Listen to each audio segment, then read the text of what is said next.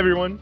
We got Zach Romanoff from Omni Food Sales joining us, helping Nightfood penetrate the New York market.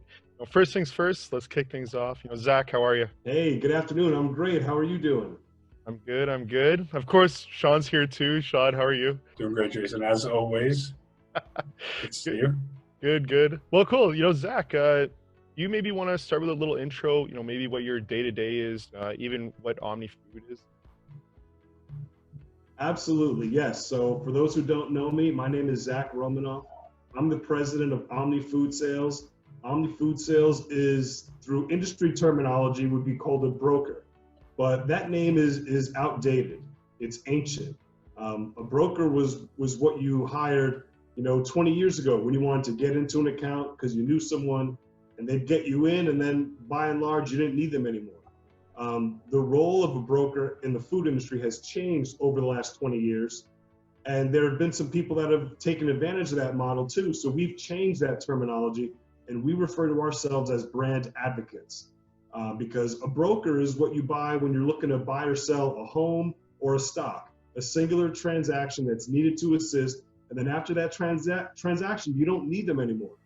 What we do with our food brand partners is so much more. It's 24/7, it's 365. And if you're fortunate enough to get your new product launched on shelves, that's just the beginning. Then you have to deal with the reaction from your competitors and how do you grow your ACV. So similar to how an attorney is an advocate for their client, whether that client is right or wrong, Omni is an advocate for its brand partners, always doing what's best for their interests. Awesome. Do you want to maybe even touch on, let's start on why Nightfood was of interest? I'm sure that you guys get approached by a ton of different things that want to enter stores. What made you kind of look at Nightfood and say, hey, this is something that I want to pursue? That's a great question. So yes, Omni is very selective with the lines that we take on. We really stick to perishables only. And we like to keep a streamlined focus that keeps our productivity and our efficiency at the highest, not getting spread too thin. So when I first tried Nightfood and first when I saw it, the eye appeal, literally the color scheme, the marketing, the flavors, those are all my favorite flavors. I said, yes, I'll try one of each. All right, so I tried them all, and I'm a vanilla guy, vanilla and rainbow sprinkles every day. That's all I need to be happy. And every flavor in this ice cream, every flavor profile is awesome. And I didn't realize that I was tasting or eating a low-cal ice cream. And I've tried them all. I have a tendency to go off the deep end when it comes to sweets and ice creams. And I've tried all the favorite brands that you see in stores and in restaurants too. And you can't even tell the difference. You can't even tell that this is low-cal, that the sugar, that the calories, that the fat is basically non-existent, and this is guilt-free food. And in my day now, everyone, we live such an on-the-go lifestyle. There's so many demands professionally, personally, with our families. We all want to splurge a little bit and eat something that tastes good, but how refreshing is it to know that for less than 300 calories, you can eat an entire pint of Nightfood, whereas if you were going to have one of these other industry competitors, you were going to have 3.5 times the calories in the same amount, and you're not going to feel good. So I became an instant fan of Nightfood when I tried it. I then brought it to our team. They all felt the same way. We all felt that this has legs to be something special. We know the ice cream category is super competitive. There's a lot of specialty brands trying to get into this category. There are barriers to entry. But upon meeting Sean and talking to Sean, I quickly realized that he was willing to do whatever it took to get the business. And that's really important because I know we've all heard the phrase, bet on the jockey, not the horse. You bet on the jockey, not the horse, and that's Sean. And I've invested in Sean. I've bet on Sean to launch this line starting from ground zero in Metro New York, the most influential market in the country. Because when we presented to Sean that, hey, this market's not like Florida. It's not like California. It's not like Chicago, where you have one retailer that dominates the space. And if you give that one buyer one thing, they could turn on the switch for 800 stores. New York's not like that at all. there are layers of people that need to be massaged. It's actually called a network. We made a video called What is the Network, kind of highlighting all the people that need to be massaged. And Omni has fallen in love with great products over the years where the jockey has not understood what it takes to operate in this market, to investment spend in this market, to have patience to grow in this market. And we've seen some really great product lines die before they even hit the shelves because their jockey didn't understand to give what it took. Sean understands it from the beginning and has given us everything that's worked within reason to make Nightfood successful. And that's why Omni feels wholeheartedly that Nightfood is going to be on all the major shelves in the Metro New York marketplace. Oh, I think that was an amazing answer. Holy smokes. And, really, I guess what some people missed out is that you guys are a team, even though that, you're at your own company, Sean's, obviously with Nightfood, but you guys are a team at the end of the day trying to accomplish one goal. And I think it's important that, obviously you guys have a strategy and have a plan.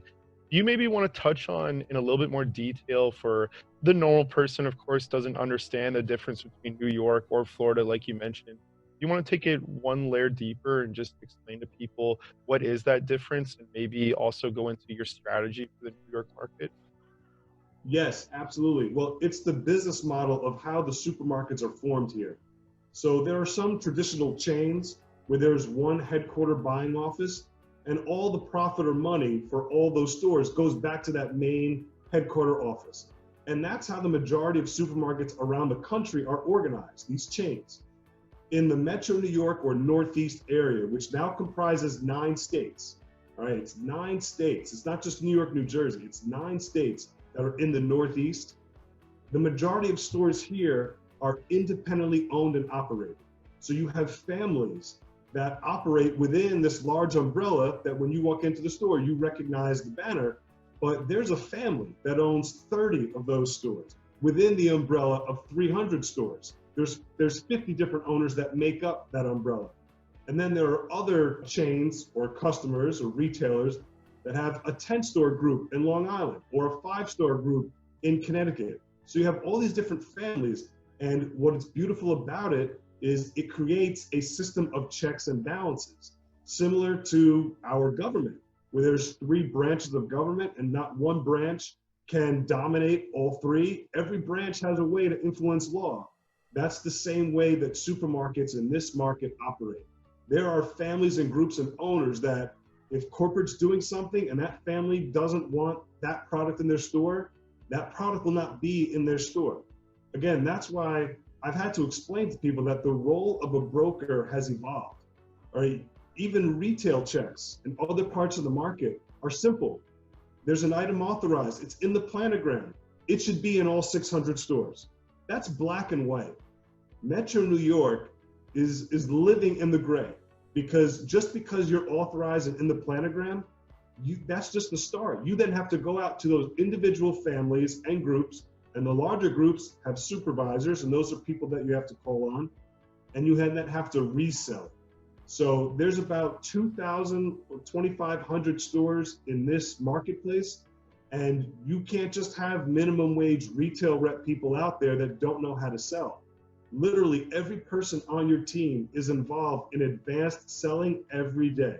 Every person that walks into a store needs to know the cost, the GP, the SRP, the ingredients, and the top 5 selling attributes of what makes it unique. And if you don't have that, the store manager is gonna whoosh on to the next because he doesn't need you. His business is going without you. Interesting, I guess. So crazy dynamic. Do you want to touch on the strategy maybe that you're going to be using to talk to these people? You said obviously you got to have a great salespeople that know the differences, know why Nightfood's great.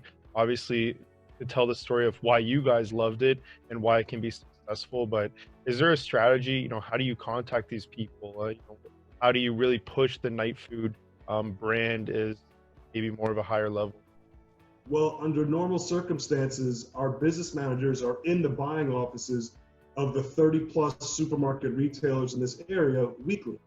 So under normal circumstances, we would just take samples, bring them in, and they would get on the buyers' desks in a matter of weeks. Because of COVID, everyone's working remotely.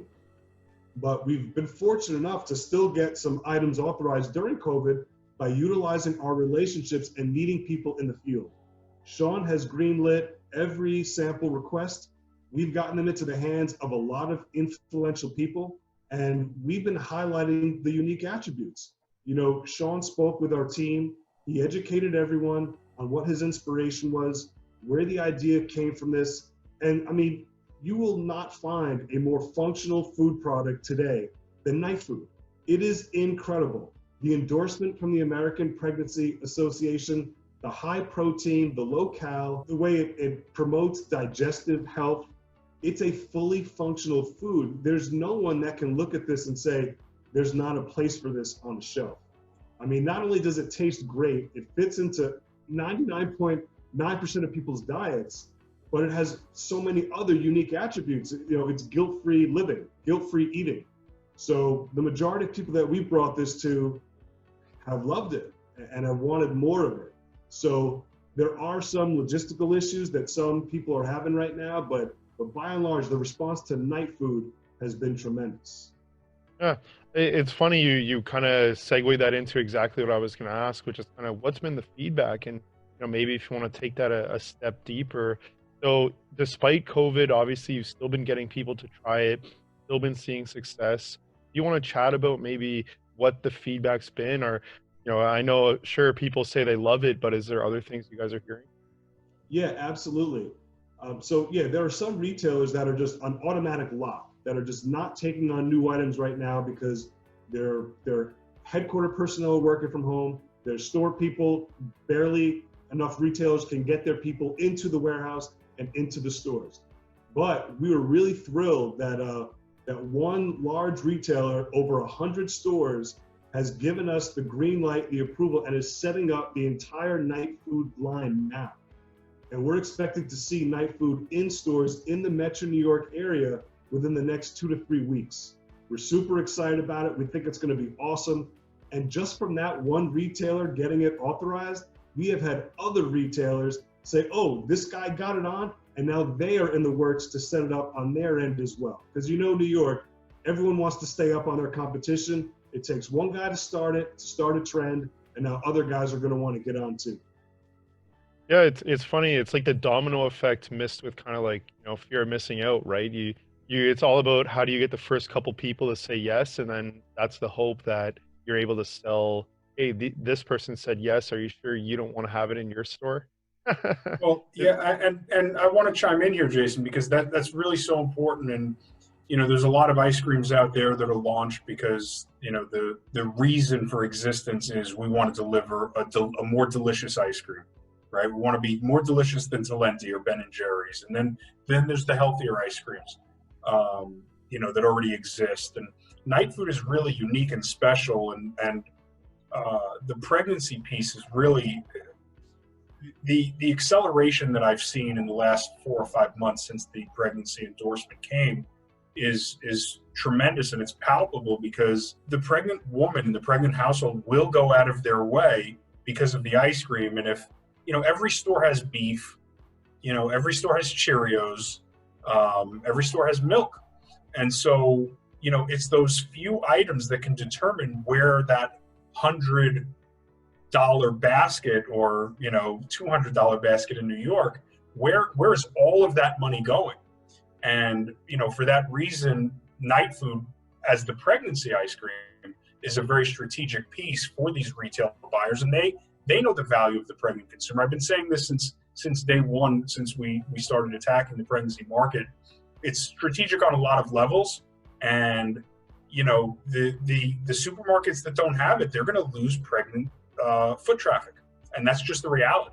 Yeah, awesome. Zach, is there anything you want to say on that? Is that also what you're seeing? Are you seeing stores that are worried, hey, like, we know the value of getting a customer to come in. Obviously, it's not just that the customer is going to buy ice cream, they're going to buy a ton of things.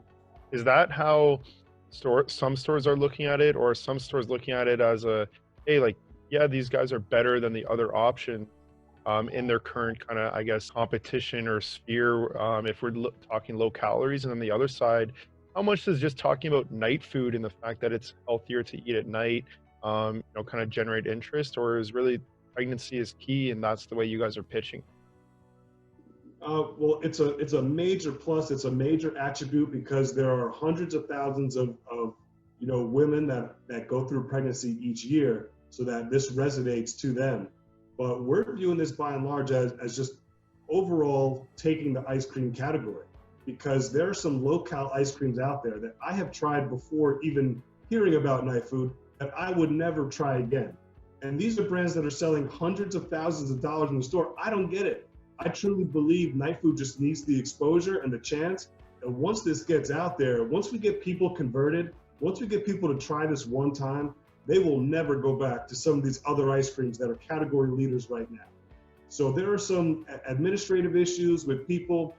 Not everyone's in place right now to authorize and set up new SKUs, and stores are still getting cut from a lot of manufacturers. But Sean and Nightfood have been there. They've been satisfying every request, every demand for samples and going to be orders. And that's going to be a major plus, because retailers are going to want to lean and have someone that's consistent and reliable for them.